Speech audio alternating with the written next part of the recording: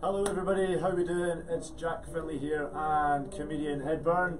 We have just finished his sold out show in the Spiegeltent here at his very first Dumfries appearance. Ed, how did tonight's show go? It was lovely. It was a pleasure. I like the fact that we've just finished it. I'm sure I was the only one talking.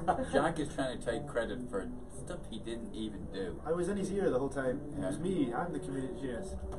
Anything that was a bit dud, Jack takes responsibility. We're going on tour next year. You'll see us on the big screens.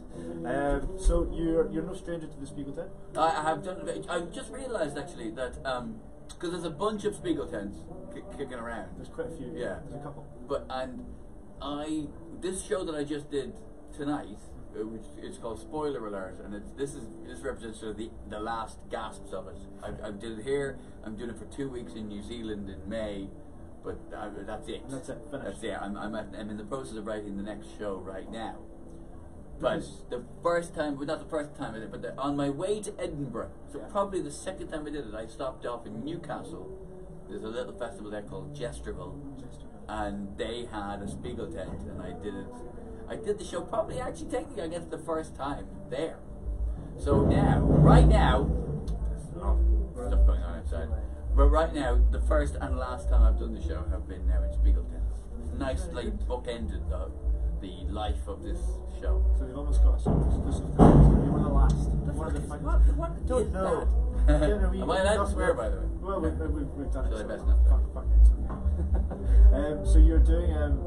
This is the end of Spoiler Alert. Yes. And typically you like to try sort of work shows in the French every sort of 2 years. Yes, that's right. Yeah, yeah. So what do you? Is there any hints of what you might be? The next show, the next show is going to be called If I'm Honest. If I'm Honest. ... That's it.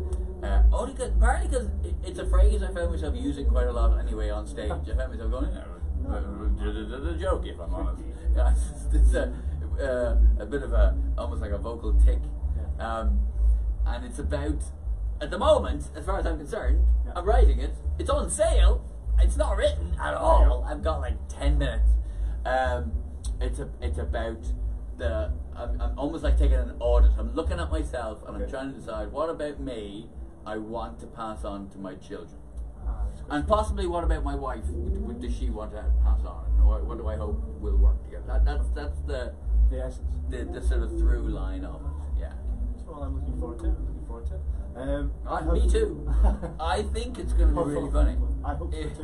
Fingers crossed. If there's anything to go by Spoiler Alert, right, we have got a lot to look forward to. If it's not funny, I'll at least try and make some points. You can do that nowadays in comedy. You can sacrifice humour for making a point.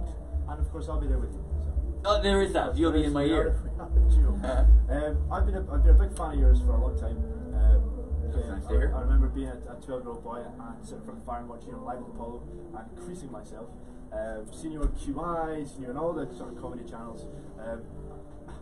Aside from the big sort of TV screens, what were the venues that really helped you sort of break into the industry?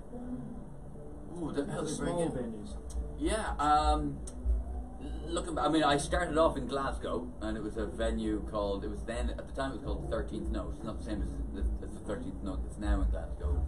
It's in a bar that's now called Balance, Glassford Street. That's where I started out. So that would have been obviously a major thing.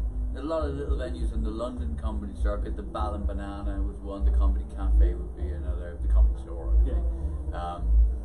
And then starting out at the Edinburgh Fringe, the Gilded Balloon.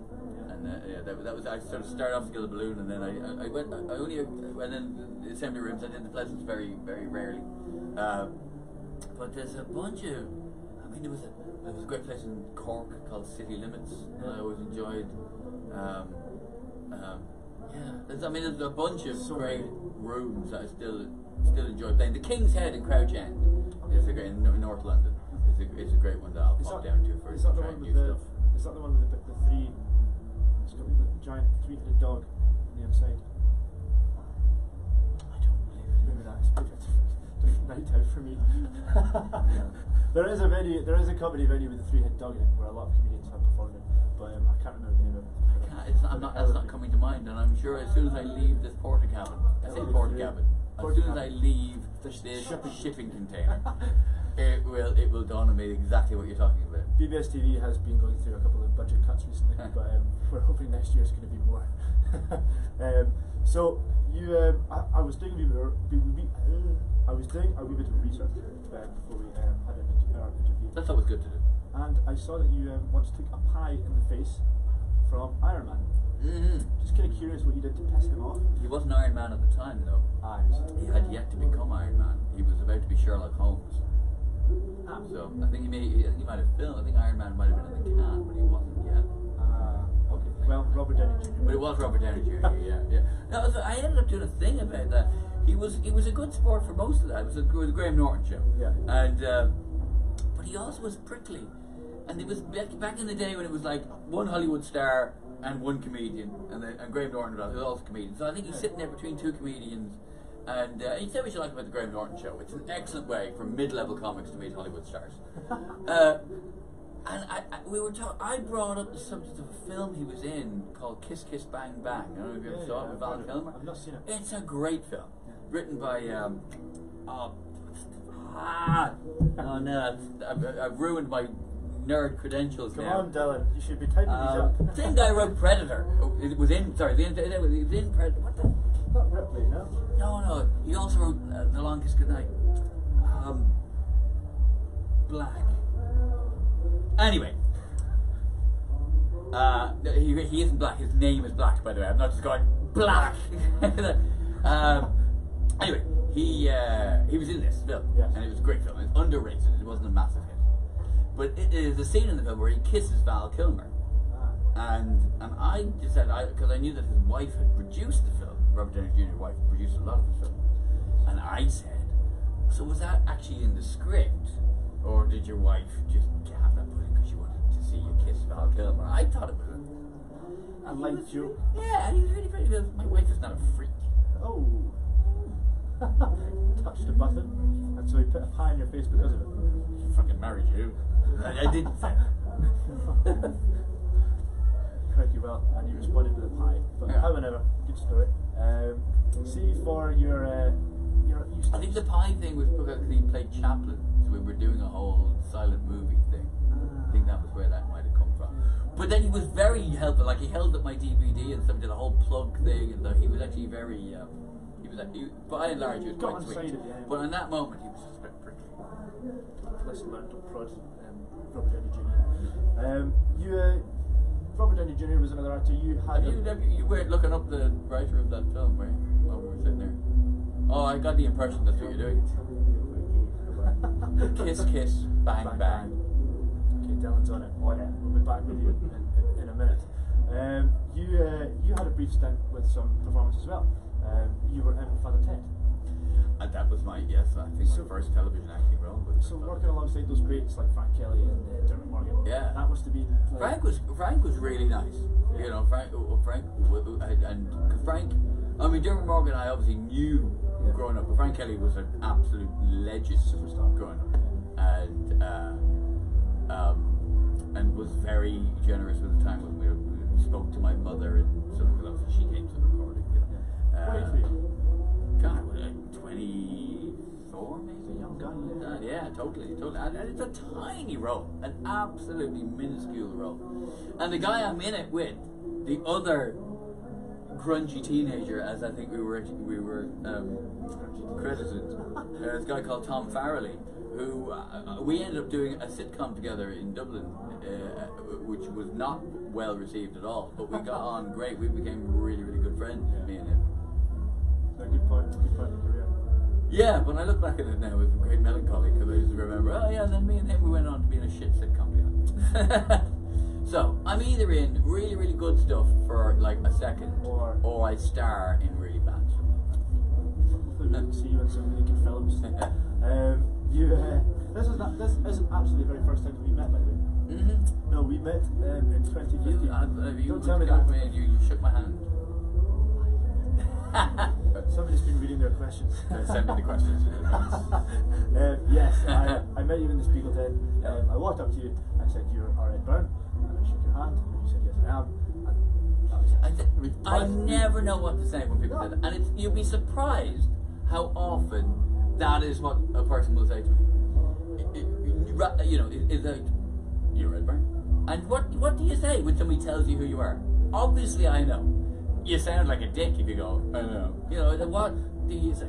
Because the thing is, as well, sometimes people come to you and they go, Ed Byrne. You'll come off stage, say, and someone will come up to you and they go, you were fucking... And literally until they say it, you don't know whether they're going to say shit or Brit. Because they have the same intense look on their face. You literally, you fucking shit. Or you really, and you literally don't know which it is they're going to do. Usually brilliant. Yeah. I'm hoping so. Well, you never know. But a lot of time when people take the time to cross this room to talk to you, whatever the feeling is, it's strong. But you don't mind, you're quite happy with fans coming in and doing that, or do fans generally annoy you? Or no, fans never annoy me. You enjoy your fans. I'm Love your absolutely fans. I'm lucky in that I don't have the level of fame where I'm particularly bothered by fans. Generally. It happens rarely enough that it's still a novelty. It's, and the thing I like the most is if someone will look at you, recognize you, and then laugh. And they won't even say anything. They literally, I get like people go, and I'm like, wow, I'm gonna laugh. I didn't even do anything. That's pleasant. The life of a comedy. Yeah. The weird thing is, at the level of sort of fame I am, where it's not proper famous, sometimes when someone is rude to me, I don't know if it's because they're just rude or if they're being deliberately rude because they know who I am. That's the, the worst thing you can say is, do you know who I am? The only time I ever feel like saying, do you know who I am, is when like I'm checking in a hotel or getting served in a bar or something like that, and the person behind that bar chicken desk is being a dick. And I'm literally like, is this person just a dick? Or are they doing it because are they familiar with my work and they don't like something I've said before? Or is it that thing of, oh, he's used to people being kissing his arse, so I'm gonna be a dick and he'll maybe like, I don't know what it is. That's when I feel most tempted to say, do you know who I am? But out of genuine curiosity, I'm like, do you know, is that why you're being a dick right now? Is it because you know it? Do I need to tell you? Or are you just rude? I think you just be a dick. Most likely that's it, but that's the thing I'm always thinking of. It's like, why are you being mean to me? We have learned a lesson. Don't be a dick, ladies and gentlemen. Or if you're going to be a dick, if you could just say why straight out the gate, I would really appreciate it. I'd really appreciate it if you're working in the hospitality industry and for whatever reason we come into contact and you really don't like what I do. But if that is the case, how have you sat through this interview this far? You are a masochist. But if that's good, if you could just say it straight away, I'd really appreciate it. Well, see, now they won't though, because they don't like me. And now they don't like you. They don't like me, so they'll deliberately go, I'm not telling you that. I'm still going to think that you. Well, I hope you don't get any of that here, and I hope our bar staff are wonderful to you. You have been absolutely fantastic, Ed. It's been a real pleasure to have you here at Dumfries. Yeah, I think I probably talked more than you were hoping I would. You're probably like, I've got a show to do. I do have a show 10 minutes ago, but this has been absolutely brilliant. Ed, you're away to relax this weekend. Yes. After this weekend, what's your... I'm going to back into. I'm going to be doing the Spoiler Alert show in New Zealand for 2 weeks in May. Between now and then, I'm just going to be doing new material nights, mainly in London, just trying out new jokes to get the next show ready to take the Edinburgh Fringe in August. Well, guys, if you can support all the work that Ed's doing, if you're in New Zealand at the time, make sure you go and check out his show, because it will be the tail end of Spoiler Alert, and you can look forward to Ed's new material later next year. I've been Jack Finlay on BBS TV. This has been Ed Byrne. All I can say now is support your local musicians, support your local comedians, and support your local festivals. And please come and join us at the Big Burn Summer Festival for the last 2 days. Thank you and good night.